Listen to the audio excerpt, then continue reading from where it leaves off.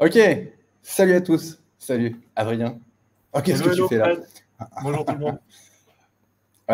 Donc c'est le tout premier live qu'on fait avec cet outil là, hein, qu'on découvre.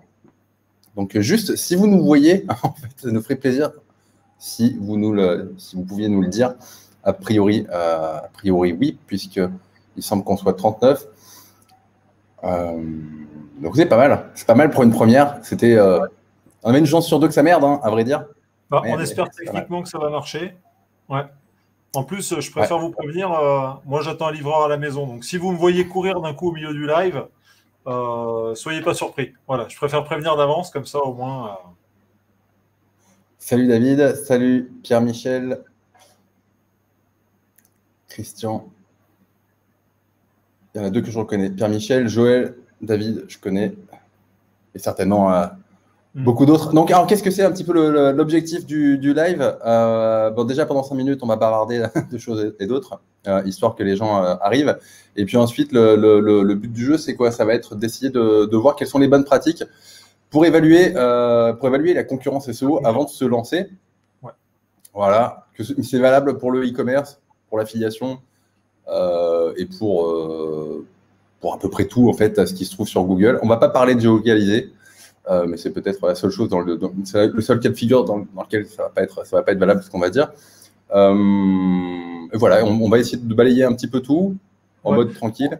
On va aussi, je préfère le dire toujours en préambule un petit peu, mais en fait, les méthodes qu'on va vous montrer, c'est des méthodes un petit peu qui nous sont propres. Il n'y a rien de révolutionnaire, mais parce qu'en fait, selon les SEO, les méthodes d'analyse ne sont pas forcément toujours les mêmes. Donc, ça vous donnera peut-être des pistes par rapport à vous, ce que vous faites, pour compléter, améliorer vos méthodes ou les changer un petit peu différemment. Donc, encore une fois, hein, c'est pas la vérité universelle qu'on délivre. Hein. Je préfère toujours le dire, mais Non. Et d'ailleurs, c'est important ce que tu dis là, parce que en SEO, il y a une base scientifique, et ensuite tu peux y calquer une petite dose de croyance. C'est-à-dire que, tu vois, est-ce que toi, tu crois que le trafic, ça peut augmenter les positions? Est-ce que tu crois que de faire de l'AdWords, ça peut finalement augmenter tes positions? Est-ce que le nofollow peut te faire grimper ou pas? En fait, c'est un petit peu comme tout le monde en a un, quoi. Tu vois, je veux dire, c'est à un moment donné, il faut ouais, prendre des bonnes pratiques. Ce qui est très difficile, en fait, c'est que autant sur une expérience scientifique, on va créer un protocole où on va mettre les mêmes conditions, on va mettre des placebos, des machins, des trucs, on va pouvoir mesurer. Mais sur le SEO, savoir exactement que c'est tel lien qui t'a fait monter à tel moment, qui t'a fallu une semaine, alors que l'autre, il va te dire qu'il faut 3 mois et compagnie. On a une idée vaguement comment ça fonctionne, mais c'est vrai que la vérité vraie, on ne sait pas exactement. Alors, Ouais, ben Marc, non, mais personne ne la connaît. ouais. Marc qui Ouais, dit je fais défiler les petits, je suis témoignages. Enfin, vegan, LGTBQ SEO, je me définis comme une encre non optimisée et je favorise l'écriture inclusive. Très bien, moi aussi j'adore. Je tiens juste à mettre un dislike sur votre vidéo car votre email est oppresseur. On est parfaitement dans l'ambiance du moment avec Marc. Merci pour ton message. Ouais, c'est important. Ok, bon, c'est dommage, on ne peut pas faire de sondage sur ce logiciel.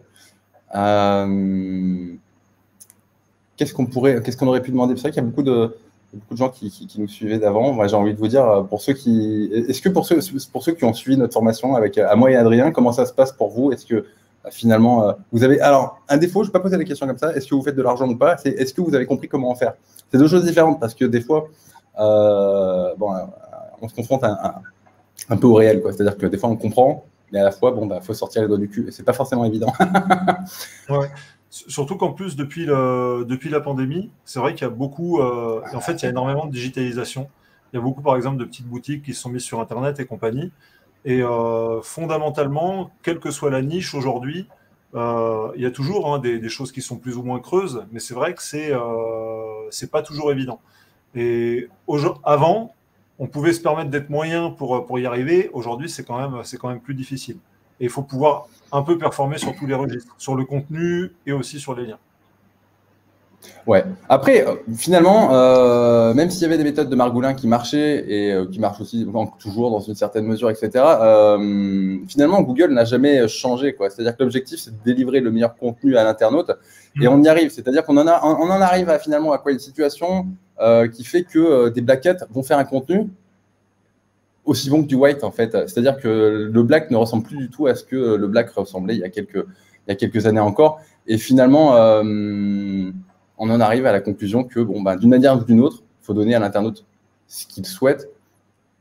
On peut essayer de trouver des moyens, des raccourcis, mais la vérité, c'est que Google devient quand même de plus en plus performant pour découvrir le poteau rose ou pas, des fois plus ou moins, avec plus ou moins de télé. Succès. Mais, non, ce qui fait chier, c'est quand tu as payé un rédacteur, quand tu as fait les choses dans les règles et que ça ne fonctionne pas, quoi. Il y a aussi, malheureusement, il faut le dire, hein, une part d'aléatoire sur Google où tu peux avoir 2 sites qui sont sensiblement de la même qualité. Il y en a un qui marche, l'autre pas. Et c'est l'algorithme, en fait, qui choisit de te favoriser ou de te défavoriser. Donc, bon. Ouais, mais parfois, il y a des trucs en plus qui ne s'expliquent absolument pas. On peut lancer 2 fois le même site au même moment avec des métriques identiques. Il y en a un qui va fonctionner, l'autre qui va fonctionner moins. La vérité, c'est que ça ne s'explique pas. Enfin, en tout cas, moi, je ne t'explique pas. Par contre, sur la durée, les bonnes pratiques font que la différence de succès, ça va se lisser. Voilà. Ouais. Ça, c'est sûr et certain. Alors, hop, est-ce qu'on commencerait pas? Alors, David Blanco qui a dit beaucoup de problèmes d'indexation en Black Hat. Google n'avale plus une grosse quantité de contenu indexé. Ouais. Bon, après, j'imagine que ça dépend aussi du profil du site. Hein. C'est vrai que si tu as un site, je prends un extrême, mais si tu as un Google News, que tu lui balances du contenu de merde, Google devrait le manger. Après, je dis pas que ça va durer éternellement, mais ça dépend aussi. C'est vrai que c'est moins facile qu'avant, mais ça dépend aussi du profil de site. Ouais, puis Google chie un peu dans la colle, des fois. C'est-à-dire que tu as des sites parfaitement légitimes et ils décident de ne pas indexer des pages, tu ne sais pas pourquoi. Tu fais des choses bien, normalement, avec le temps, c'est une vraie métrique sur Google, ça va lisser les choses, mais il y a des choses qui sont... Il y a un côté un peu chaotique, malgré tout, qui fait que... ouais. En même temps, c'est ce côté chaotique, comme tu l'avais très bien expliqué sur des fois d'avant, qui fait que justement, vu le nombre de nouveaux sites qui apparaissent sur Google, il faut quand même que chaque site ait sa chance. Et c'est cette part de chaos quand même qui fait que ça peut fonctionner. Et oui, c'est très important ce que tu dis là. Pourquoi? Parce que sinon, Amazon serait complètement indéboulonnable. N'importe quel gros au sens vieux du terme, qui est sur le web depuis 15 ans, avec, je ne sais pas, 1000 backlinks, 30 ans, 1000 referring domaines, serait complètement indéboulonnable. Et le web serait complètement fermé. Donc, cette notion de chaos... à mon sens, c'est importante. Et voilà. Par rapport à l'indexation, il y a EaseIndexed qu'Adrien a testé il n'y a pas très très longtemps. On peut en parler un petit peu. Ouais. Merci David. Outil, de Stéphane Madaleno. Le but de cet outil, c'est quoi? C'est vous mettez par exemple le sitemap de votre e-commerce à l'intérieur ou de votre site, peu importe la typologie. Et en fait, EaseIndexed va aller vérifier quelles sont les pages qui sont indexées ou non indexées sur votre site. Et ça vous permet de vous donner une idée d'un petit peu comment se comporte votre site et ce que vous devez faire peut-être pour aller soigner les pages qui peuvent être un petit peu malades. Alors, ce qui est intéressant, c'est qu'on peut avoir des pages qui ne sont pas indexées parce que, par exemple, le contenu n'est pas suffisant ou ne répond pas à l'intention de l'internaute. Ou alors, avec l'outil EaseIndexed, il vous dit, par exemple, si vous avez subi une procédure de DMCA. Donc, la procédure de DMCA, c'est un concurrent peut-être mal intentionné qui juge que vous copiez sa page, ou alors pas du tout, c'est juste que c'est un enfoiré, donc il veut faire tomber votre site, et il va vous balancer des procédures de DMCA sur Google qui sont gérées par des bots, pas par des humains, et Google va avoir tendance à vous désindexer vos pages. Donc, c'est le genre d'infos que vous pouvez voir avec l'outil EaseIndexed. Ça ne coûte pas très très cher, encore une fois. Et je vous invite à essayer si vous avez quelques doutes, si vous voyez que votre site sous-performe un petit peu, ou alors que vous avez un gros site et que vous êtes un petit peu perdu sur les pages indexées, pas indexées, que vous n'êtes pas habitué des outils de type, comment il s'appelle ce crawler là, hyper connu, Screaming Frog, ce genre de choses. EaseIndexed, c'est vraiment très bon, ça coûte pas très cher et ça peut vous permettre de faire un point. Donc n'hésitez pas. Et d'ailleurs, avant d'aller rentrer dans le vif du sujet, il y a quand même une petite technique de pute qu'on a expérimentée, alors pas forcément, qu'on a pu constater, mais il y a longtemps de ça. C'était un site, il y a un mec, ce qu'il avait fait, c'est qu'il avait repompé notre contenu, thématique jardinage, je ne sais pas si tu t'en rappelles, Adrien. Oui. Il avait repompé notre contenu et ensuite il avait fait un spam report, un vol de propriété sur Google. Et le petit salopard, en fait, il nous a dégagé. Alors, il y aurait eu moyen et il a pris notre place. Il y aurait eu moyen ensuite de faire valoir ses droits, à savoir que le contenu avait vraiment été rédigé par nous-mêmes. Mais il faut s'en rendre compte, ça c'est le premier truc. Et 2, ensuite, il faut prendre le temps de faire valoir ses droits Et bon, on ne l'a pas fait, hein, typiquement, donc mauvais exemple, mais il y a des petites techniques comme ça voilà. Petites techniques de pute quand même. Hein. Ouais, complètement. Allez, si je commençais, si j'envoyais un petit peu, alors, je vais partager mon écran. On va partager, hop, celui-là. Je décale ma petite tête sur le côté. Et est-ce que tu peux, Fred, s'il te plaît, vu que c'est toi qui maîtrises le... Ah oui, c'est vrai. Ouais. Alors, attends. Normalement, c'est comme ça. Non, c'est pas comme ça. Attendez, parce que là, ah, ok. Ah ouais, add to stream, ok, ça doit être ça. Voilà. Et à la limite, même peut-être, ouais, je sais pas. Est-ce que vous préférez voir nos tronches ou est-ce que vous préférez voir l'écran en plein écran? Parce que c'est pas comme si on était spécialement des top modèles. Enfin bref, on va commencer comme ça. Ouais, attends, je parle pour moi. Je dégage. Non, ouais, non, je m'inclus là-dedans. Fred, tu es très beau, mais moi, je suis beaucoup plus laid. C'est gentil. Alors. Moi aussi, je te trouve très beau. Alors, donc, je rappelle que le sujet, c'est comment analyser la concurrence et une méthode qu'on a pu faire très souvent auparavant, c'est d'utiliser KW Finder, qui est un très bon outil, mais qui va nous donner comme ça une espèce de métrique de difficulté. Donc là, ici, on voit par exemple sur meilleur broyeur de végétaux, qui nous dit que c'est 27 au niveau de la difficulté, still easy. Donc on se dit, bah tiens, c'est plutôt facile, c'est une requête qui génère 50 recherches par mois. Donc normalement, ça ne devrait pas poser trop de difficultés pour arriver à se positionner là-dessus. Cette méthode, elle peut être bien, mais elle a quand même des limites parce qu'elle n'est pas assez fine. Et aujourd'hui, en fait, on peut analyser les choses plus finement avec d'autres outils. Alors là, je vais utiliser en l'occurrence C-Observer, que probablement une bonne partie d'entre vous connaissez. Mais on va voir avec C-Observer comment est-ce qu'on peut faire pour peut-être analyser un petit peu plus finement cette expression que juste avoir un score de 27.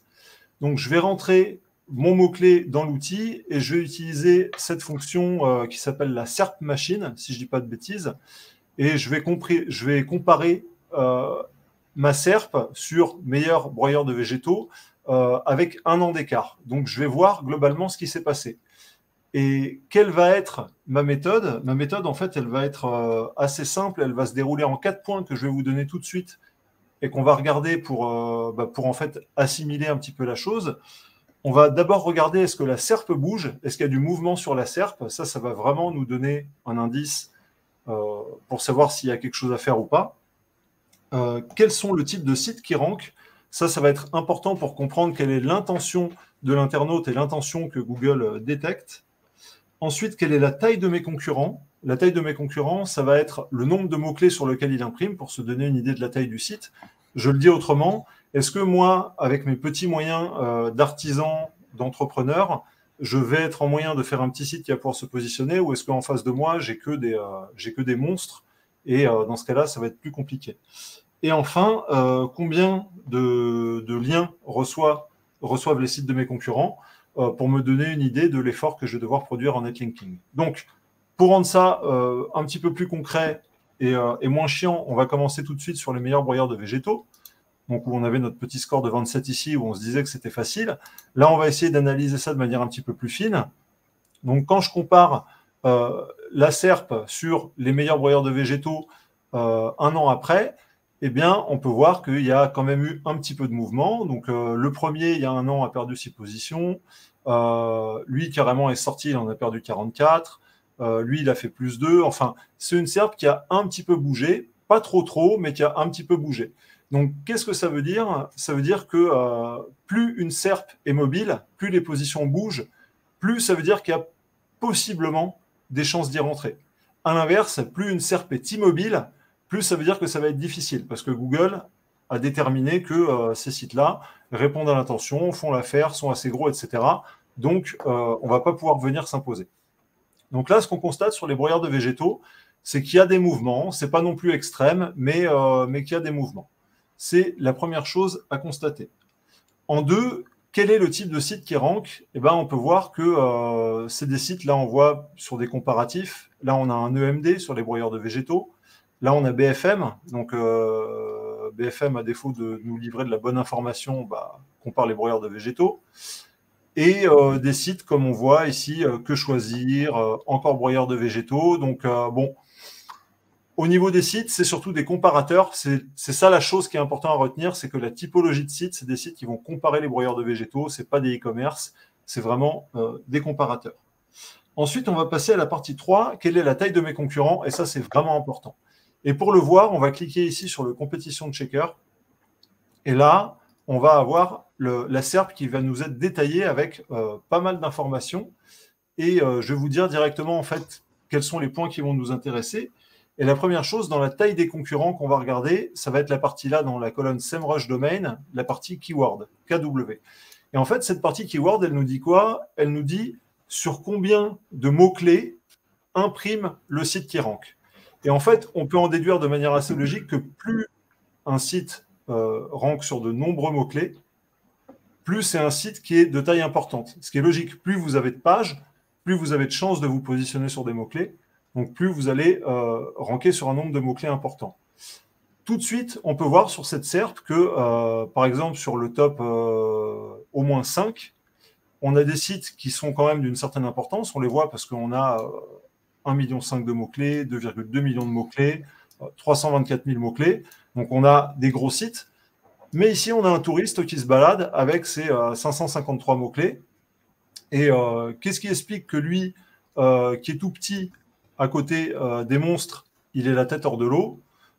C'est qu'en fait, probablement, il a son EMD et que ça doit jouer dans la requête. Pourquoi? Parce qu'avoir un EMD, donc un EMD, un nom de domaine qui comporte le mot-clé en exact, va nous apporter des avantages, notamment surtout quand on va faire des liens, parce qu'on va pouvoir linker directement sur son URL, par exemple, qui contient les mots-clés, et ça va être quelque chose qui va permettre quand même de rester grosso merdo sous les radars de Google en faisant des encres vraiment optimisées. C'est surtout ça le vrai avantage de l'EMD.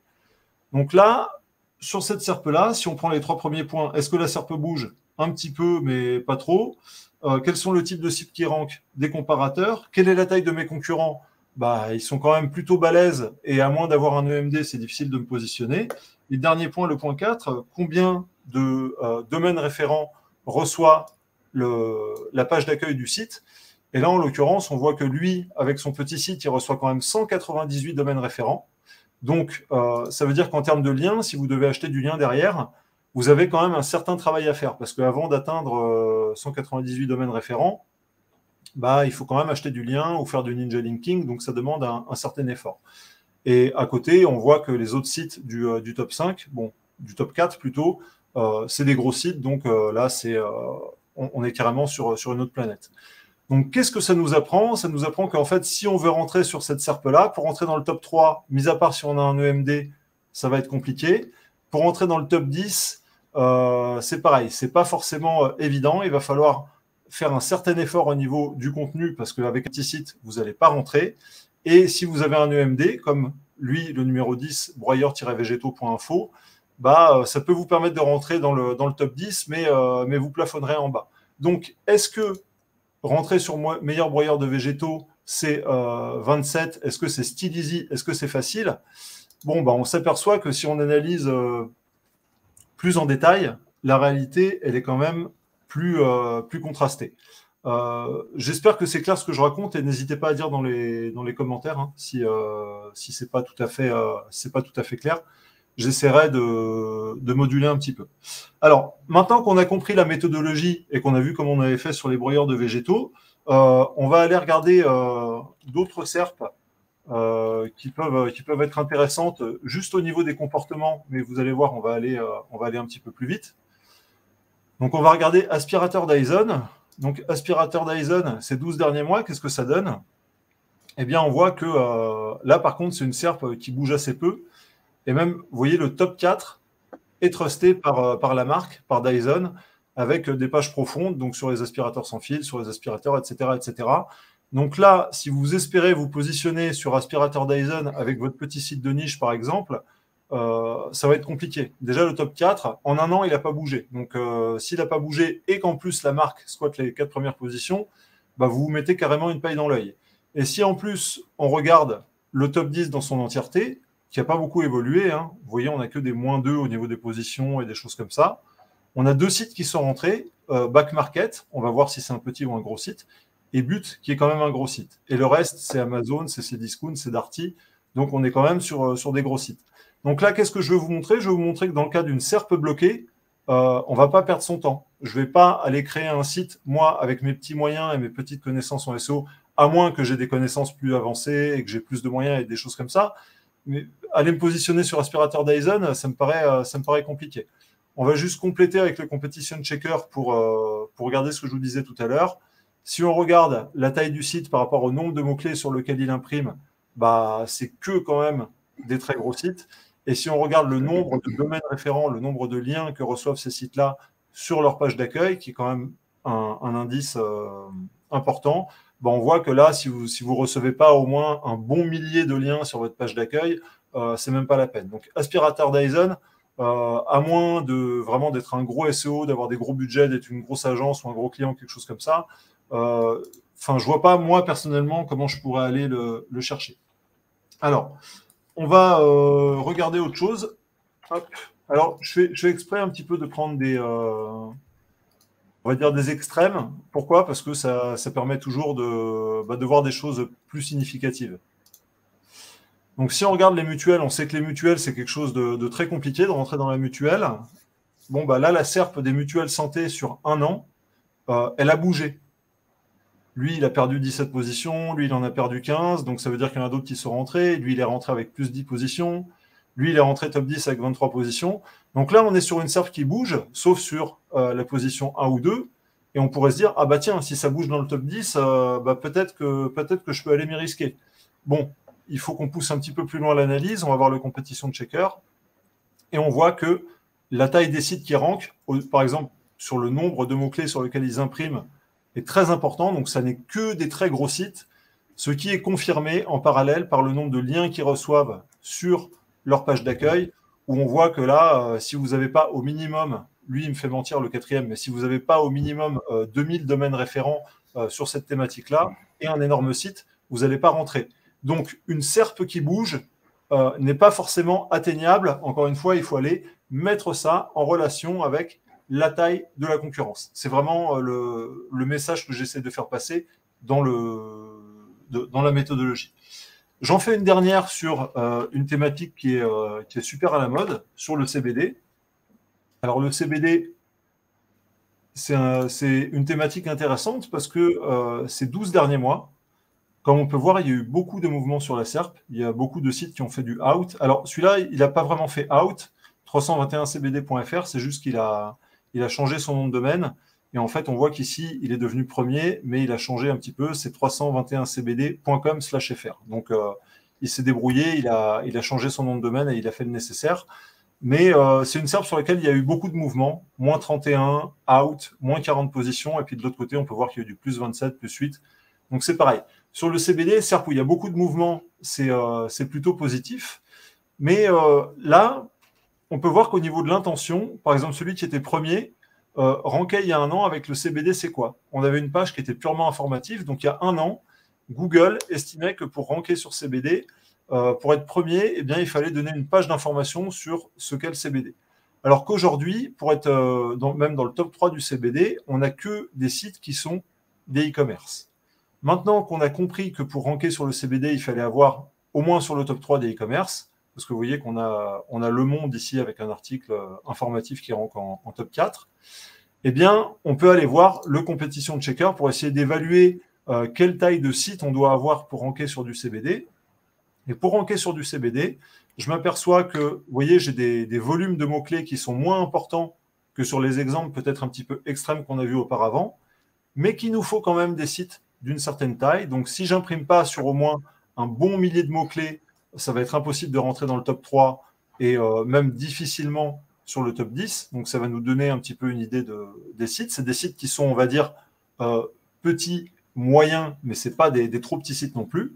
Et au niveau du nombre de domaines référents, quel est l'effort que je vais devoir produire quand je vais faire mon netlinking, soit de l'achat de liens, soit du ninja linking, ce que vous voulez, eh bien, on peut voir que pour rentrer sur le top 10 de la SERP du CBD, bah, c'est bien de recevoir, allez, au moins 120, 130 liens qui vont pointer sur ma page d'accueil parce que en dessous de cette taille-là, probablement, je n'aurai pas de salut.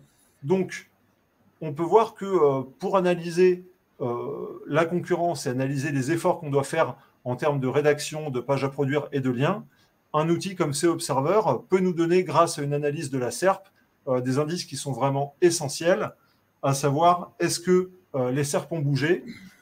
Si les SERP ont bougé, est-ce que c'est quand même atteignable? Parce qu'on va essayer de comprendre quelle est la taille des sites qui rankent, et aussi, j'aurais dû le dire un petit peu avant, quelle est l'intention? Quel est le type de site qui rank?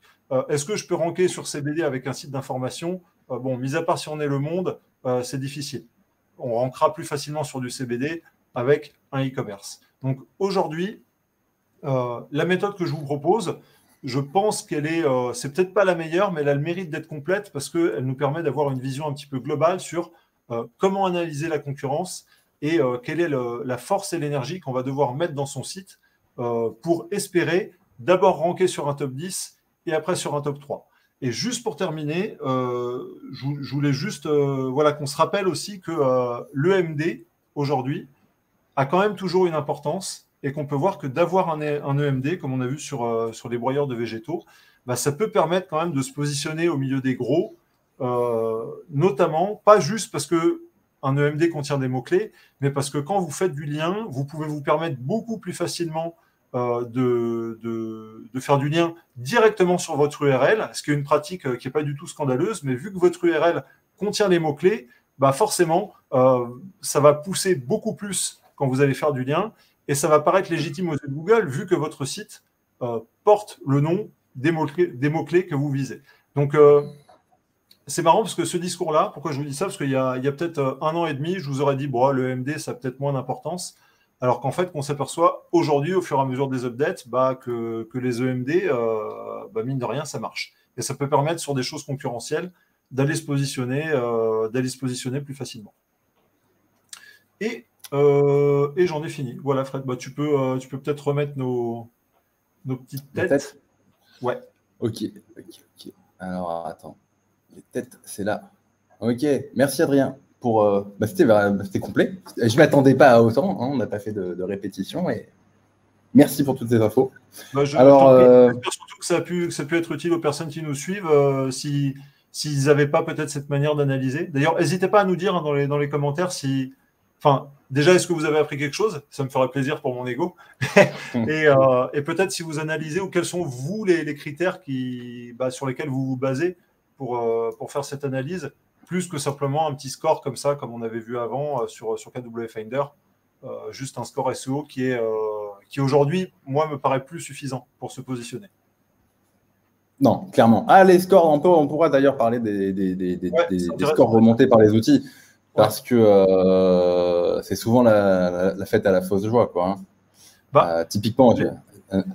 Les scores, c'est vrai que c'est toujours les scores. C'est-à-dire que vous regardiez, par exemple, on a souvent eu le cas, nous, dans les mails qu'on recevait à l'époque où on vendait beaucoup de formations. Tiens, j'ai tel score sur SEMrush et j'ai tel autre score sur KW Finder, et les scores, ils avaient vraiment rien à voir.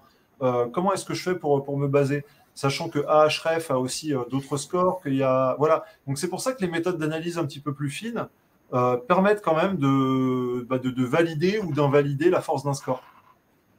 Oui.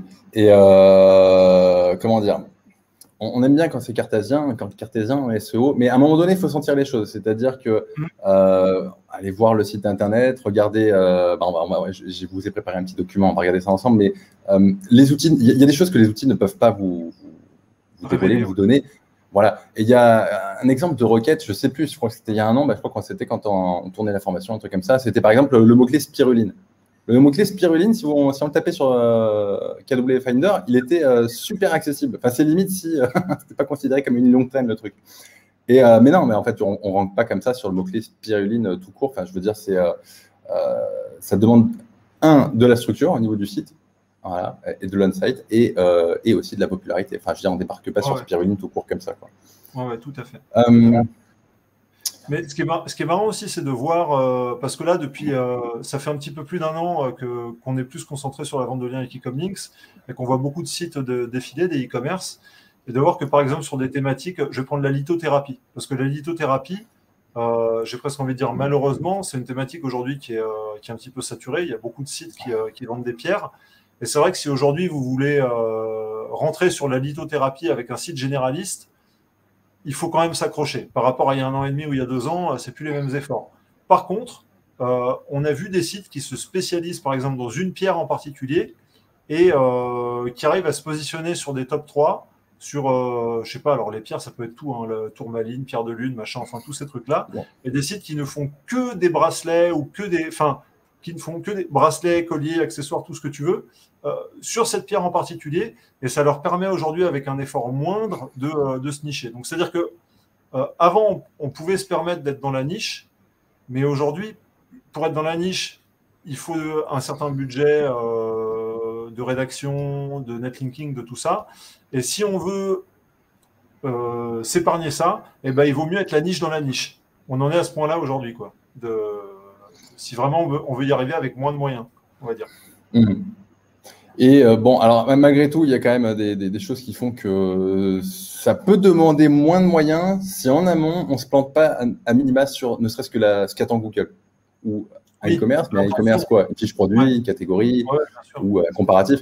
Déjà, en fait, les liens ne sont là que pour lisser vos imperfections. C'est-à-dire qu'à un moment donné, si vous avez fait de la merde, les liens, tu vois, ça va toujours pousser, mais à quel prix en fait? C'est-à-dire que par contre, si tu présentes la bonne typologie de page, ce qu'attend Google, ça va te demander beaucoup moins de backlinks. Les backlinks, à un moment donné, on ne peut pas en faire l'impasse.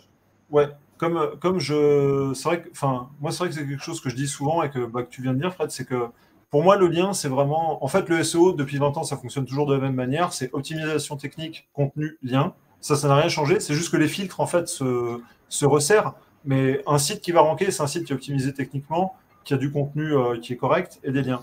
Mais si votre contenu est pourri ou ne répond pas à l'intention qu'attend Google, bah, vous pouvez envoyer 150 000 liens.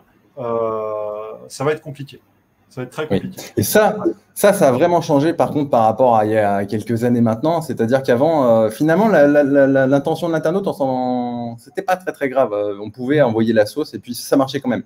Au jour d'aujourd'hui, vouloir ranker avec une fiche produit sur une typologie catégorie, bah, c'est le meilleur moyen d'avoir l'impression même que des fois les backlinks ne fonctionnent pas. Donc c'est vraiment très important de pas taper à côté, quoi. Je vous propose d'enchaîner. Hein, vas-y, dis-moi. Juste entre-temps, parce qu'il y a Jérôme qui nous dit un commentaire intéressant. Salut d'ailleurs Jérôme. J'ai ranké sur Spiruline avec un petit site vers 2018. Bizarrement, il y avait une brèche sur ce keyword et à partir de 2019, tout a changé. Ouais. Alors, je ne sais plus si c'est en 2019 où il y a eu le Medic Update de Google, si c'était à peu près sur cette zone-là ou un truc comme ça, mais il est possible que ce soit ça qui ait fait qu'à un moment, ça ait basculé. Et puis aussi, le fait que la Spiruline était peut-être moins connue et moins concurrentielle en 2018 que ça l'est maintenant. Ouais. Et puis bon, Jérôme, c'est un petit tordu. Ouais. Un petit site. Il est bon, il est beau, il sent bon le sable chaud. C'est vrai. D'ailleurs, Jérôme a une excellente formation sur les domaines expirés. Et donc, je vous invite à aller voir à l'occasion. Hein, voilà. Le mec a fait les choses bien. Non, mais elle dépasse même les simples domaines expirés. Il y a même sur la monétisation des sites et compagnie, vous pouvez y aller, c'est du bon. À ne pas perdre de vue, d'ailleurs. Ouais, tu nous donneras le lien affilié, Jérôme. On le mettra dans les commentaires. Et d'ailleurs, ouais. c'est un truc à ne pas perdre de vue, d'ailleurs. Pourquoi on fait ça? Bon, malgré tout, je pense qu'au-delà de vouloir performer sur Google, c'est pour gagner de l'argent. Et donc, l'axe qu'a pris Jérôme sur la monétisation des expirés, c'est essentiel. C'est bien. Ça rend le truc, en fait, tout simplement concret. Voilà, essentiel. OK. Allez, je vais embrayer sur mon partage d'écran. Alors, attends. Là, je remove le tien. Ah oui, attends, je vais faire stop screen comme ça, peut-être. Voilà. Ah ouais, je te remercie. Ouais. Share screen. Attends, lequel il va me partager ce con? Il va m'en présenter deux. Ouais, ok, d'accord. Ok, c'est bon. Bon, moi, je vous l'ai fait un peu à l'artisanal, hein, par contre. Tac, on ne voulait pas. C'est un fichier, un Google Doc. Alors, attends, on va dégager. Comment on fait pour enlever le truc de Jérôme là? Ah voilà, hide. OK. Et on va balayer un petit peu tout ce qui m'est passé par la tête pour évaluer la concurrence sur une certe. Donc, Adrien vous a présenté donc, SEO Observer. Bon, c'est peut-être l'outil qu'on conseille quand on a les moyens. Ça reste quand même un super outil, il faut dire ce qui est. C'est vraiment c'est fait pour les SEO. Ouais. En plus, c'est fait par un Français et voilà. Donc, achetez français. Ouais, Kevin Richard. Donc, bon, c'est un bon outil, c'est un vrai couteau suisse. Après, voilà, il a son petit coup, mais en règle générale, on retombe sur ses pattes au niveau ROI, quoi. C'est un bon outil.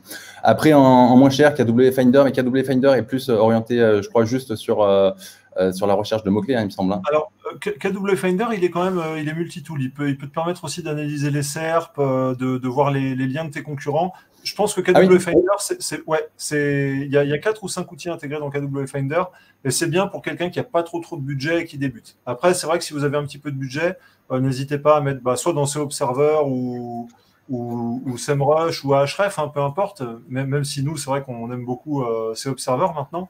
Mais c'est vrai que si vous n'avez pas trop de moyens, la suite de KW Finder est vraiment très bien quand même. Eh bien, ouais, moi je les ai tous utilisés, sauf Ubersuggest quand c'était gratuit, je l'utilisais en mode un peu crochu. Et SEMrush, j'ai jamais trop accroché à SEMrush non plus, mais par contre ça reste un bon outil, mais voilà, j'ai plutôt fait Ahref sur Observer. Alors, ensuite, comment évaluer la concurrence d'une niche? Alors pour celui qui est plein de pognon, il y a un truc qu'on n'aime pas entendre, mais qui pour le coup fonctionne toujours. C'est de voir un petit peu, d'envoyer une campagne Google Ads et de voir un petit peu quels sont les mots-clés qui vont ressortir et qui vont convertir. C'est vraiment important de garder, quand on a un petit budget et qu'on envoie, on va dire, un targeting large sur ce qu'on est en train d'essayer de vendre, ça va tout de suite vous révéler ce sur quoi, bien finalement, il va falloir que vous, derrière, vous ranquiez. Et souvent, on a des surprises. Et ce n'est pas une manière de parler, c'est-à-dire que tous les mots-clés, il y a des mots-clés auxquels vous aurez pensé qui, bien sûr, vont convertir. Mais souvent, ça ne va pas être les plus juteux, parce qu'on va avoir tendance à penser aux mots-clés les plus génériques, ceux qui ont potentiellement le plus de trafic, mais ce n'est pas ceux qui vont, en termes de gains, effort à déployer et gains en bout de chaîne, ce n'est pas ceux sur lesquels il va falloir se focaliser en priorité. Et ça, une petite campagne Google Ads, quand on a les moyens, je ne sais pas, de 500 ou 1000 balles, ça fait gagner énormément de temps énormément de temps parce que bien on va pouvoir axer au mieux sa stratégie et être le plus pertinent possible ensuite sur l'organique. Et puis si ça fonctionne, rien ne vous empêche ensuite d'affiner, d'être un peu restrictif sur votre campagne Google Ads et puis de laisser tourner. Donc c'est un moyen finalement de faire en sorte que Google, d'avoir des réponses rapides de la part de Google sur ce vers quoi aller. Et ça, les outils ne vous le donnent pas. Donc c'est le premier truc. Ensuite, notre méthode, envoyer des gros pavés de contenu, ça peut être intéressant. Pourquoi? Alors, pour faire du trafic, oui, mais pas que. C'est-à-dire qu'au travers de ces gros pavés de contenu, et souvent, c'est les Black Hat font ça un petit peu de manière indirecte, c'est-à-dire qu'ils vont envoyer des contenus de 2000, 3000 mots, ou même 1000 mots, mais sur un gros volume de pages. Ça va vous permettre très rapidement de détecter quelles sont les portes d'entrée complètement creuses, sur lesquelles ensuite vous allez pouvoir ranker de manière très légitime. Donc, pourquoi? Parce que si jamais on envoie un gros contenu avec des tas de mots-clés connexes et qu'on se positionne, je ne sais pas, je dirais une bêtise, 30e, alors que le mot-clé n'est même pas dans la title, alors ça veut dire que demain, si vous faites un contenu aux petits oignons avec le mot-clé dans la title, un dérivé dans la H1 et puis quelque chose de propre, normalement, mécaniquement, si vous étiez 30e en faisant de la merde, eh bien, vous allez passer dans le top 10 sans aucune difficulté en faisant quelque chose de beaucoup plus pertinent. Un axe qui est intéressant aussi, c'est par exemple tout ce qui va être marque, porte d'entrée marque. Typiquement, demain, si vous voulez, j'essaie de prendre un exemple, si vous balancez les marques, on va dire en vrac, dans un contenu de 2000 mots, okay, vous les balancez en vrac, ça ne va pas vous faire vous positionner bien, mais vous allez quand même avoir a priori des impressions et ça va vous donner une position. À partir de là, vous pouvez extrapoler et ensuite chercher à vous positionner. Les marques sont un bon moyen comme ça d'aller chercher des petites brèches. Pour analyser ce qu'on a envoyé, okay, et analyser ces nouvelles portes d'entrée, vous n'avez pas d'autre possibilité que de passer par la Search Console. Okay. Tous les outils du monde, aucun outil du monde ne pourra vous donner ces informations que vous pourrez retrouver dans la Search Console, tout simplement parce que la plupart des outils SEO, même tous les outils SEO, fonctionnent sur des bases de données fermées, ce qui n'est pas le cas de la Search Console. Voilà, pour pouvoir utiliser la Search Console avec efficacité, il faut avoir de la data. Cette data, on l'acquiert avec du trafic, pas forcément important, mais en tout cas, il faut avoir de la data. Ensuite, ne pas systématiquement. Alors, ouais, voilà, c'est important d'avoir des marqueurs avant de se lancer sur une niche. Typiquement, la mutuelle, une fois qu'on l'a analysée, bon, bah, on sait qu'a priori, il ne faut pas y aller, quoi. Sauf si on sait ce qu'on fait. Mais il ne faut pas non plus faut pas surévaluer la concurrence et aller se mettre. Alors, il faut être spécifique, c'est bien, il faut être spécifique, mais ne pas aller non plus dans des trucs dont tout le monde se fout. Ok, il y a comme ça des niches où finalement, on a oublié à un moment donné que l'idée, c'était de faire du trafic et pas uniquement d'être positionné sur des mots-clés qui n'ont aucun intérêt commercial. Donc ça, c'est le premier truc. Ensuite, ne pas sous-évaluer la concurrence. Attention aux scores remontés par les outils, c'est ce qu'on disait tout à l'heure. Il ne faut pas se fier. En fait, ils sont pourris, ces scores. Hein. Honnêtement, j'ai jamais attaché d'importance à ça parce que souvent, ça a du sens dans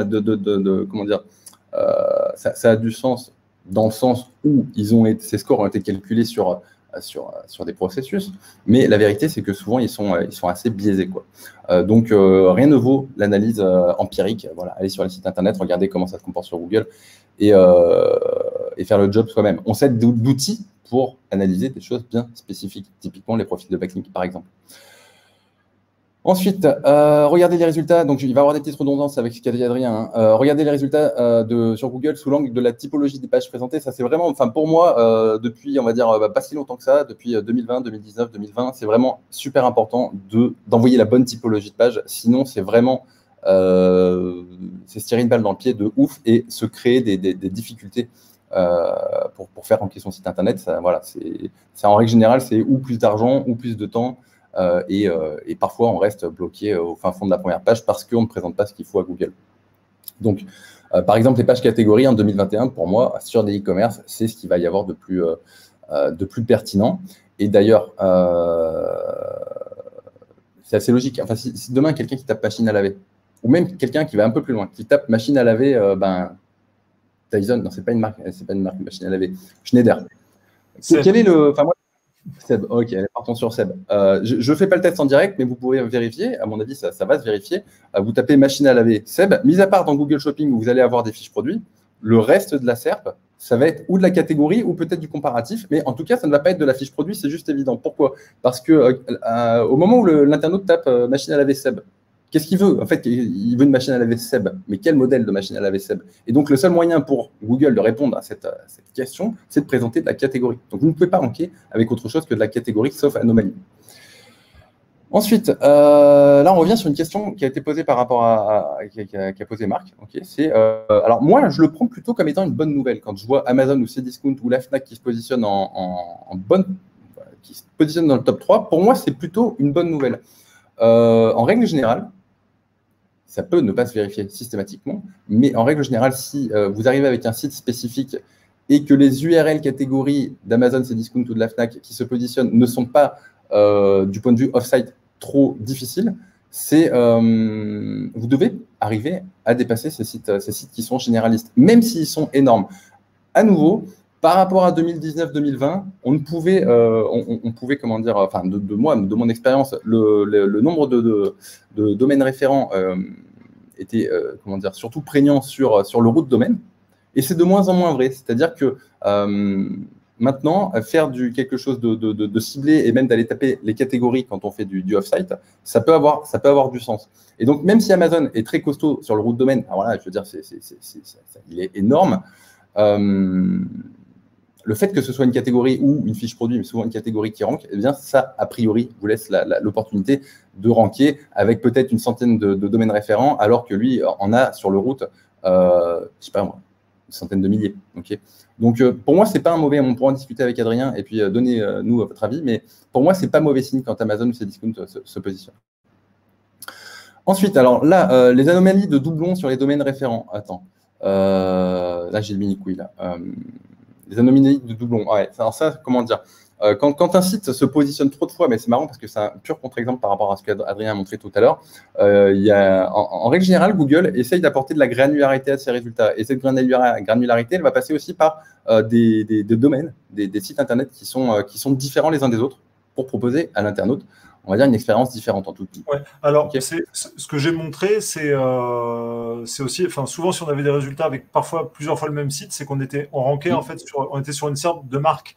Et donc, en fait, sur Aspirator Dyson, par exemple, il était logique que Google favorise la marque. Donc, c'est des cas quand même un petit peu spécifiques. Excuse-moi, je te laisse continuer. Non, mais voilà, c'est très particulier. Je suis pas sûr, j'en sais rien. Peut-être que je vais dire, enfin, tu vois, je parle de comment dire. Il y a quelques années, c'était peut-être pas comme ça. Si tu veux, peut-être que tu avais 2 résultats max sur Aspirator Dyson, et puis le reste, tu pouvais te dire que tu pouvais, entre guillemets, tu pouvais présenter un autre site internet. Là, c'est vrai que ta SERP, toi, elle est juste folle. C'est-à-dire qu'à un moment donné, mis à part cliquer sur un site de chez Dyson, enfin sur une URL Dyson, tu cliques pas ailleurs. Mais à la fois, tu vois, on en revient au. C'est logique. En fait, c'est juste logique. Pour l'expérience utilisateur, ce que veut Google, ce que veut l'internaute quand il tape aspirateur Dyson, en fait, a priori, c'est un aspirateur Dyson et souvent, il va se référer peut-être au site internet de la marque en direct.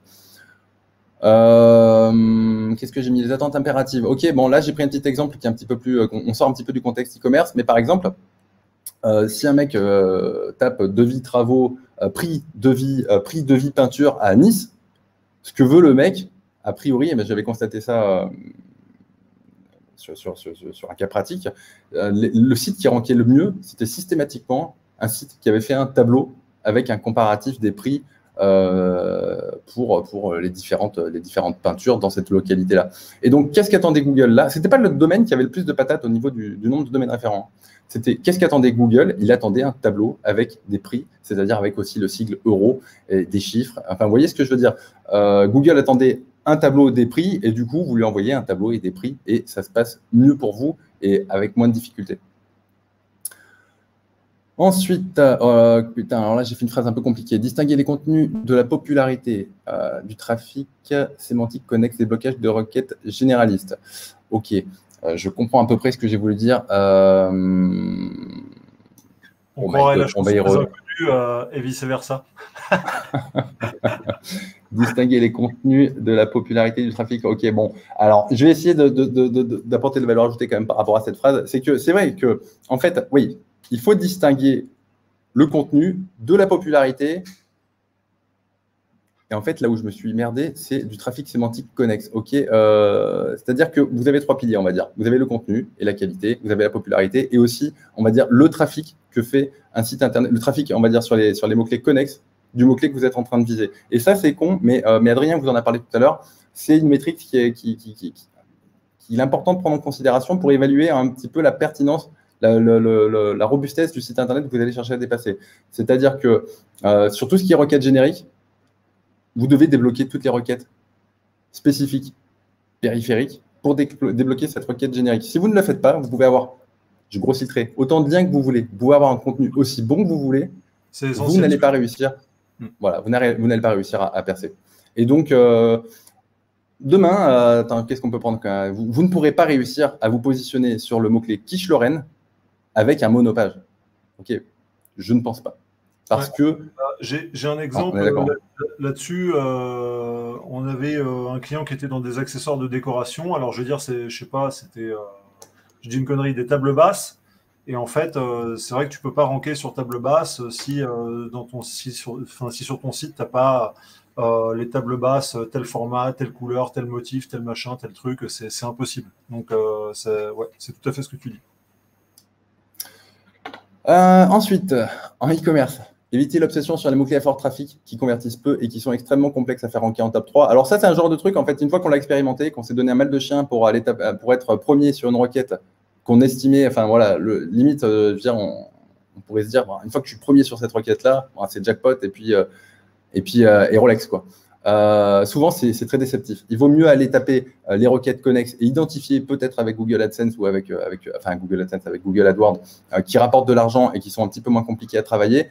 C'est vachement plus intéressant du point de vue argent, chiffre d'affaires, que de vraiment se focaliser sur un top 3, sauf thématique très spécifique où il y a très peu de portes d'entrée et où on est obligé de percer le top 3. Mais souvent, c'est un petit peu bancal d'aller attaquer ce genre de requêtes à fort trafic sur un seul mot-clé. Pourquoi? Parce que ça va être blanc ou noir. C'est-à-dire que si vous ne rentrez pas dans le top 3, eh bien, vous n'allez pas faire d'argent. Donc, il vaut mieux essayer d'attaquer les niches qui se prêtent, on va dire, à un maximum de portes d'entrée parce que c'est plus facile en fait. Ensuite, il y a une petite requête que j'aime bien utiliser, c'est vraiment à l'ancienne, c'est la requête all-in title. C'est-à-dire qu'à un moment donné, ça vous donne un aperçu clair de qui a utilisé les mots-clés que vous êtes en train de viser dans la balise title, et c'est un indicateur voilà, qui est sans ambiguïté sur qui a essayé de se positionner sur cette requête. Ça donne, c'est une indication qui est intéressante, et vous pouvez le bulker. Alors pour ceux qui sont un petit peu plus avancés, avec des outils comme Scrapbox. Typiquement, vous prenez une niche justement où il y a énormément de mots-clés, vous voulez savoir sur lesquels il n'y a personne, ou très peu de gens, eh bien, vous lancez une analyse en bulk de combien de personnes, combien d'URL se positionnent sur chaque all-in title, okay, et ça va vous donner une idée de la concurrence, en tout cas sur l'on-site, qui est plutôt assez intéressante. All-in title sans guillemets, hein. N'utilisez pas les guillemets, sinon ça va vous faire de l'exact et ça va être trop restrictif. Ok, je vais essayer d'accélérer un petit peu. Analyser la puissance du maillage interne. Donc ça aussi, c'est important. Enfin, c'est intéressant. C'est-à-dire que demain, voilà, vous voulez attaquer Spiruline. Vous voyez que, par exemple, le premier, forcément, sur la page sur laquelle il ressort sur Spiruline, voilà, il a utilisé le mot-clé sur Spiruline. Mais combien de pages sur ce même domaine-là y a-t-il qui parlent de Spiruline? Et ça, c'est un indicateur assez intéressant, justement, pour savoir à quel moment ce mec-là, il est pertinent sur toutes les requêtes connexes à Spiruline. À quel moment il a fait l'effort, okay, sur combien de pages il a déployé qui parlent de Spiruline pour faire du maillage interne et se positionner sur Spiruline. Maillage interne et ou débloquer aussi la pertinence du site dans sa globalité. Contenu long ou contenu court, ça c'est une question qui revient souvent. Ok, on analyse la concurrence et on voit, voilà, est-ce qu'il faut qu'on fasse des contenus longs ou des contenus courts? En fait, la vérité, c'est qu'il n'y a pas de vérité. Pour dénicher des opportunités de porte d'entrée, les contenus longs, ça reste une valeur sûre. Mais ensuite, pour la position, la seule réponse, c'est qu'il faut envoyer la bonne taille de contenu. La bonne taille de contenu, on pourrait partir du principe que c'est la moyenne des 10 premiers, par exemple. Ouais, ça peut être c'est ce que tu dis. En fait, ça dépend beaucoup des SERP. Il y a des SERP sur lesquels ça va être que du contenu informatif. En dessous de 2000 ou 3000 mots, vous n'allez pas rentrer. Et d'autres, si c'est du e-commerce, vu que c'est une page de catégorie, comme tu disais avant, 500, 600 mots, ça va suffire. Après, ça va plus être la puissance du site et peut-être la gestion du maillage interne et d'autres choses, plus que la taille du contenu qui va faire que. Ouais. Et l'intention, on y revient. Vous pouvez avoir envoyé la méga sauce sur une fiche produit et avoir calé 2500 mots. Si Google attend une typologie catégorie, il vaut mieux avoir une catégorie avec aucun contenu et juste des produits, et beaucoup de produits, plutôt qu'une mauvaise fiche produit. Enfin, en tout cas, on s'est compris. Ensuite, analyser la typologie des backlinks. Okay, la typologie des liens, il faut regarder le nombre de backlinks. Vous pouvez vous appuyer sur les métriques Majestic type Trustflow ou citation de flow, mais ça peut être aussi intéressant d'aller les regarder un par un et de voir en fait si le mec a plutôt fait du ninja linking. Est-ce qu'il a acheté des liens chers? Quel est son budget? Quels sont est-ce qu'il a acheté des liens chez les Russes? Est-ce qu'il a vous voyez, voir un petit peu quels sont les types de liens que le mec a employés pour ranker. C'est pas forcément toujours des liens de ouf. Est-ce que les sites qui se positionnent ont un topical trust flow cohérent par rapport à la thématique sur laquelle ils sont censés se positionner? Typiquement, un mec qui veut se positionner sur la cuisine, est-ce qu'il a un topical trust flow majoritaire dans, je sais pas comment il s'appelle ce topical trust flow, c'est la gastronomie ou un truc comme ça? Home cooking ou un truc comme ça doit être, mais ouais, on voit assez. Ok. Ouais. Donc ça, c'est intéressant. C'est intéressant voilà, de voir si finalement on a besoin d'avoir du très spécifique pour ranker ou pas, en termes de netlinking. Ça, Adrien, vous en a bien parlé. Est-ce que la SERP est dynamique et pénétrable? Ok. Ne pas oublier de prendre la somme de toutes les variantes sur les mots-clés pour estimer l'intérêt de la position. Oui, ça aussi, c'est important. Des fois, on voit un mot-clé et puis on se dit, tiens, c'est bizarre, il n'y a pas tant de trafic que ça. Oui, mais si on ajoute finalement les fautes d'orthographe, plus comment on appelle ça, les stop words qui peuvent se caler au milieu et tout, on se rend compte que finalement, c'est des pépites en termes de potentiel trafic. Pensez à sentir la capacité d'humain derrière les sites concurrents. Ouais, ça, c'est important aussi. À un moment donné, il ne faut pas oublier que derrière chaque site Internet, il y a des humains qui disposent d'un budget qui n'est pas forcément illimité. Enfin, voilà, c'est important, ou parfois très illimité. Et voilà, c'est important de le savoir. Est-ce qu'ils ont du temps aussi? Et ça, on s'en rend compte quand on commence à avoir plusieurs sites à gérer. Bah, on se rend compte qu'en fait, on n'en gère aucun bien. Ok, ils sont tous gérés un petit peu avec le bout des doigts et on fait un petit peu, un petit peu de la merde. Et donc, le temps, est-ce que le mec en face de vous a vraiment du temps ou est-ce que c'est une agence qui va juste se pencher sur le site peut-être une journée par mois ou 2 jours par mois? Enfin, voilà. Quelle est finalement la capacité d'exécution du site internet? Ou est-ce que tu es en face de notre ami Corleone qui est en train de te bourriner comme un salopard et dans ce cas-là, tu dis bon, je reviendrai un petit peu plus tard. Oui, c'est-à-dire que voilà, c'est important de le savoir. C'est important de le savoir. Pour savoir où se positionner, est-ce que si voilà, par exemple, si on se lance, est-ce qu'il va y avoir une réaction évidente du mec que tu es en train d'essayer de coller au cul? C'est très important, enfin, je veux dire, de l'anticiper, enfin, d'essayer d'anticiper. Ensuite, alors, il y a une question, je ne sais pas, c'est pareil, c'est du domaine de la croyance. Est-ce que la rapidité de chargement aide vraiment à la position? J'ai envie de croire que oui, mais force est de constater que dans mon cas de figure, je constate que non. Donc, tous mes sites sont rapides, mais parce que je me dis que c'est la bonne pratique, mais je n'ai pas constaté, moi, à titre perso, dites-nous dans les commentaires ce que vous en pensez, vraiment de différence en termes de position sur Google. Il ne faut pas tomber dans la déconne non plus. Hein. Ce n'est pas des sites Internet. Un site Internet qui va mettre plus de 15 secondes ou 10 secondes à se charger, on pète un de l'expérience utilisateur, c'est juste évident, et du coup, il doit y avoir un impact. Et puis, ça éclate le budget crawl et tout un tas de choses. Mais, moi, personnellement, je l'expliquerai plus comme tu l'as dit. C'est-à-dire que si l'expérience utilisateur est bonne, même si ça charge en plus d'1 seconde et demie, c'est pas très grave. Si par contre ton expérience utilisateur elle est vraiment dégueu parce que le site il est vraiment trop long, que naviguer c'est de la merde et compagnie, bon, dans tous les cas tu vas le payer au bout d'un moment. Mais je pense comme toi. C'est pas parce que ton site il charge en 1 seconde 75 au lieu d'1 seconde 50 que tu vas perdre X% d'utilisateurs et que t'es mort. Voilà, ça fait partie un petit peu du game. Mais après, si on se repositionne, tu vois, par exemple, les sites du gouvernement, type le CNRS, tu cherches de l'information très précise sur le Covid. On va pas parler de Covid parce que c'est sujet à débat. Mais tu cherches une information très précise sur le Covid. Tu vas sur le site de CNRS, du CNRS, tu te rends compte que le site, il est fait avec les pieds et qu'il met 10 secondes à charger. Enfin, allez, 5 secondes. Est-ce que pour autant, le contenu est de mauvaise qualité? Est-ce que le contenu, non, est de très bonne qualité? Et c'est vraiment l'internaute veut aller là-dessus et veut ce contenu de bonne qualité. C'est un indicateur parmi d'autres. Mais ce n'est pas un indicateur, à mon sens, décisif. Ensuite, les biais d'analyse déceptifs. Putain, j'étais inspiré là dans mes formulations. Alors, attends, les biais d'analyse déceptifs. OK. On travaille, on essaye de faire ranker son site internet et souvent, des fois, on a des bonnes surprises. Mais souvent, on est un petit peu déçu par les résultats. Ça peut être pour plusieurs raisons. Alors, il peut y avoir des filtres. Les filtres, les plus connus, je ne vais pas les citer, mais en gros, vous pouvez avoir des filtres qui s'adressent plutôt sur l'on-site. Type, voilà, vous avez compris ce qu'était le SEO et vous avez un petit peu trop accentué peut-être sur certains mots-clés. Et du coup, vous avez fait du bon contenu pour 2012, mais pas pour 2021.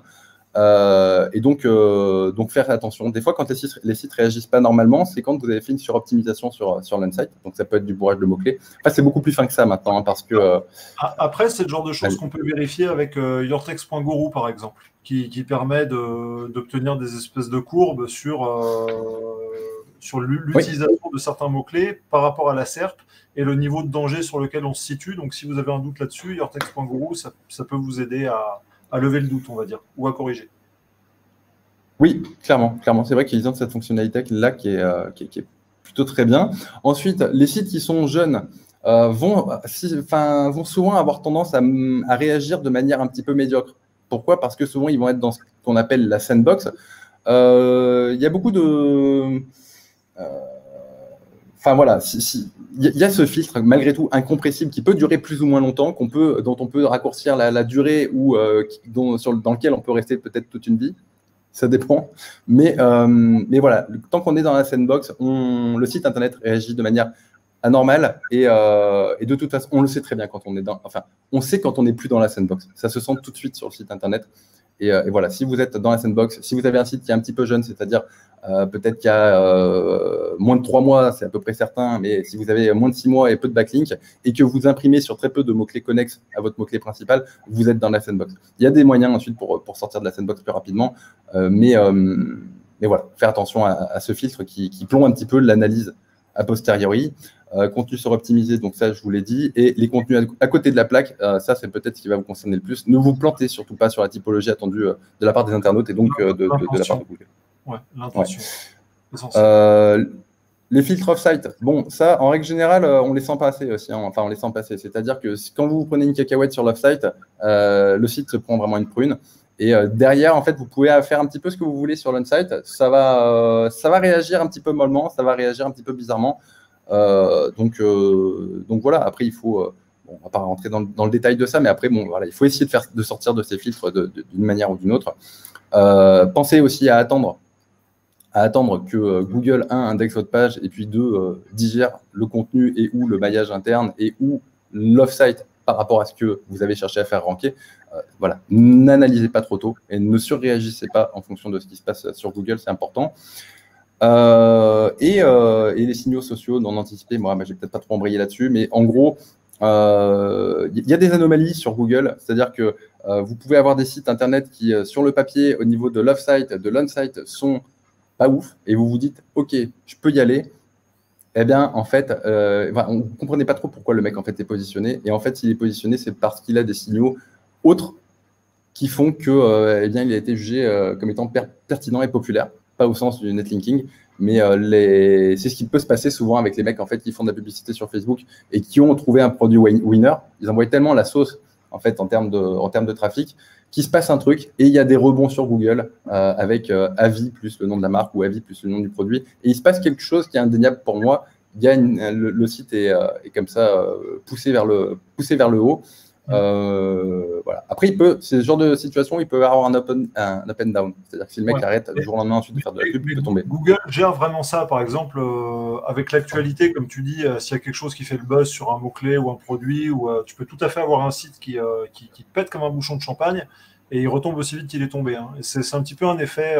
Google gère ça un petit peu cet effet sur les news ou sur les. J'arrive pas à trouver le terme exactement, mais sur le buzz, en fait, on va dire. Et c'est capable de monter et de redescendre très vite. Mais ouais. On appelle ça le pogo sticking, je crois, non? C'est pas ça? Je sais pas, il me semble. C'est du pogo sticking, ouais. Mais bon, voilà, même ça, j'ai pu le constater sur le site internet, là, Mon Salaire en Cible. Quand je vous envoyais une petite newsletter, franchement, en 2 jours, je passais de 15e sur une requête à top 3, en fait, direct. C'est comme si toutes les barrières s'étaient levées et il m'avait placé, quoi. Ouais. Voilà pour mon petit topo. À moi. Belle présentation. Si vous avez des questions, n'hésitez pas à les poser. Tout à l'heure, j'en ai noté un certain nombre et puis on va en débattre maintenant. Je ne sais plus qui c'est qui posait cette question-là, désolé. Comment détecter le duplicate content de masse?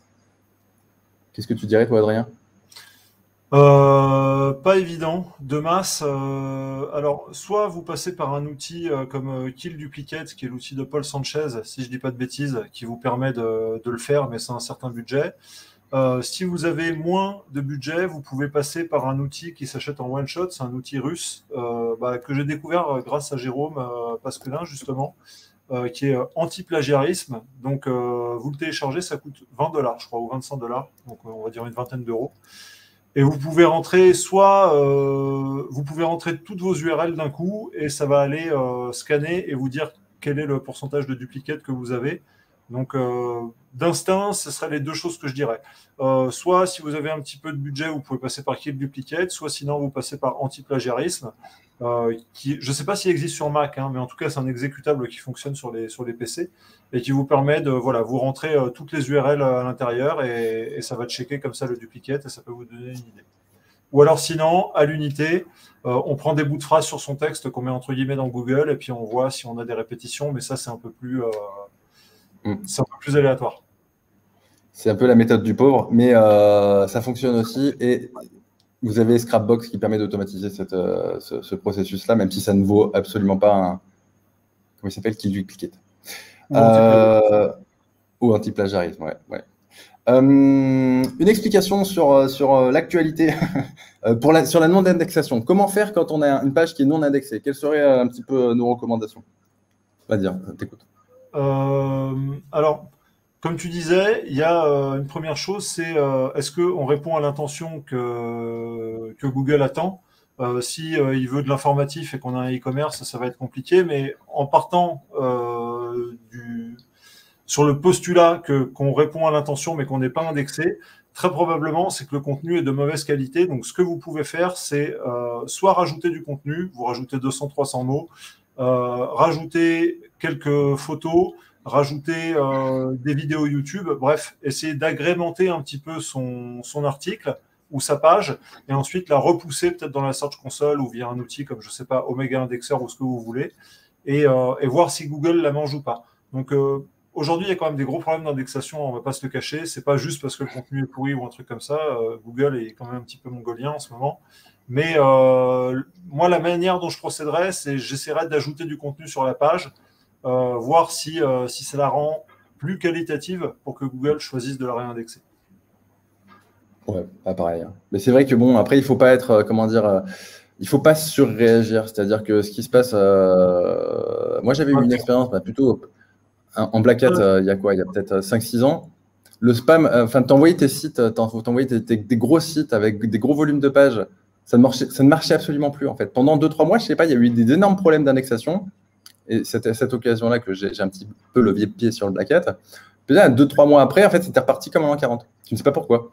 C'est-à-dire que pour moi, tu vois, je veux dire, tu as des espèces de vagues sur l'algo de Google où il est parfois ultra restrictif, des fois trop, et il revient en arrière. Et donc, je ne dirais pas que c'est un cycle sans fin, mais il y a des vagues comme ça qu'il faut accepter. C'est sûr qu'il peut y avoir des rollbacks. Hein. Je veux dire, il y a des fois où tu es surpris. Tous les gens qui font du SEO depuis un peu longtemps savent qu'il y a des fois où tu as un site, je ne sais pas, même il s'est pris une prune il y a longtemps, et puis tout à coup, il repète comme un bouchon de champagne. C'est juste que tu ne sais pas pourquoi, il y a peut-être des limites de temps dans les filtres qui sont passés ou un truc, et du coup, il repart. Donc, ouais. Faut jamais surréagir, en fait, comme tu l'as dit dans ta présentation. Ouais. Ah ouais, non, clairement. Et des fois, tu surréagis et tu mets en place un truc qui, après le rollback, va faire que là, tu vas vraiment perdre tes positions. T'as l'air d'un con. Ensuite, il y avait une question intéressante. C'était, faut-il un contenu finalement différent ou une typologie de pages différente pour ranker? Puisque Google cherche à donner de la granularité. Qu'est-ce que tu dirais par rapport à ça? Moi, je trouve que la question, elle est intéressante. Après. Alors, je dirais que ça peut être vrai sur un mot-clé générique. Par exemple, je ne sais pas, aspirateur. Peut-être qu'on veut chercher, je ne sais pas, à acheter des aspirateurs, quelles sont les marques d'aspirateurs, la définition de l'aspirateur. Enfin, mon mot-clé était pourri, mais ce que je veux dire, c'est que sur un mot-clé générique, Google est un petit peu perdu et n'a pas l'intention. Donc, effectivement, avec une page différente, on peut espérer, entre guillemets, se positionner, bien que dans la plupart des cas, on s'aperçoive que c'est plutôt faux, parce qu'un mot-clé générique, c'est un mot-clé généralement à fort trafic, donc à forte concurrence. Donc, si vous n'avez pas déjà un gros site pour vous positionner sur un mot-clé générique, en fait, c'est le serpent qui se mord la queue. Je ne peux pas me positionner sur aspirateur si sur mon site, je peux parler d'aspirateur sans fil, d'aspirateur balai, d'aspirateur vapeur, d'aspirateur Dyson, d'aspirateur machin. Donc, moi, je dirais oui et non. Ça peut être vrai sur un mot-clé générique, mais qui implique d'avoir un gros site. Et dans tous les cas, ça va plus être l'intention de recherche qui va définir le profil de la page à faire. Ouais, voilà. C'est-à-dire que il faut être différent jusqu'à un certain point. C'est-à-dire il faut être différent et à la fois il n'y a aucune originalité à répondre à l'intention de l'internaute, si tu veux. Les intentions de l'internaute, en règle générale, ou elles sont navigationnelles, ou j'oublie toujours informationnelles, ou plutôt orientées action, tu vois, type achat, etc. Voilà. Ouais. Tu sors de ces trois trucs, bon. Enfin, si tu veux, tu ne peux pas proposer quelque chose de complètement exotique. Et parce que ce serait différent, Google te mettrait en avant, alors que ça n'intéresse absolument, ça ne répond pas à ce que veut l'internaute en fait. Donc il y a quelque chose d'un petit peu, comment dire, tiède. Il faut être. C'était Perronnet qui avait parlé de ça, Sylvain Perronnet. C'est qu'à un moment donné, en fait, être trop différent, ça crée une anomalie statistique qui fait que tu vas pas être bien perçu. Et d'ailleurs, toutes les personnes qui utilisent Your Text Guru, ils vont ou 1.fr si tu veux, l'un dans l'autre, même si les contenus sont différents, en fait, la substance va être la même. Mais ça fonctionne quand même. Mais ce que je veux dire, c'est qu'à un moment donné, Google cherche par mimétisme ou par comparaison à à déterminer ce qui est un bon contenu. Ce qui est un bon contenu, c'est un contenu, enfin, c'est des mots-clés qui reviennent souvent dans un contenu. Parce que c'est juste logique. Tu veux parler de voiture, bah, tu vas parler de roues, de pneus, de volant. Et tu vois, si tu cherches à ranker sur voiture en parlant de. Putain, comment il s'appelle le Walt Disney là, avec voiture Cars. Voilà, tu ne rankeras jamais sur voiture en parlant de Cars, le dessin animé qui parle aussi de voiture. En fait, voilà, parce que l'intention n'est pas la même. Je ne sais pas si mon exemple qui était bon. Et puis après, ça me fait penser à quelque chose qui avait déjà été cité dans d'anciennes conférences SEO de personnes qui avaient fait l'expérimentation où elle avait un long article de, je ne sais pas, 2000, 3000, 4000 mots, je ne sais plus exactement. Elle réalisait un certain trafic et après, elle a choisi de diviser cet article qui répondait, on va dire, à 10 ou 15 questions différentes en 10 articles, justement. Et en fait, il faisait beaucoup plus de trafic en ayant divisé son gros article en 10 ou 15 petits articles, ce qui veut dire qu'aujourd'hui, quand même, cette idée d'intention et de répondre à une question spécifique, elle est de plus en plus essentielle.